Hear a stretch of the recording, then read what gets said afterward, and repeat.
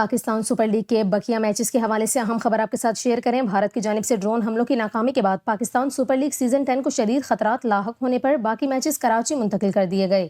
تازہ ترین اطلاعات کے مطابق راولپنڈی کرکٹ اسٹیڈیم کے قریب ایک ڈرون گرنے کا واقعہ پیش آیا جس نے سیکیورٹی اداروں کو الرٹ کر دیا۔ راولپنڈی میں پاک فوج نے 3 ڈرونز مار گرائے۔ ذرائع کے مطابق جنگی حالات اور ڈرون گرنے کے تسلسل کے باعث پی ایس ایل کے باقی میچز ملتوی کیے جانے کے امکانات پیدا ہو گئے تھے۔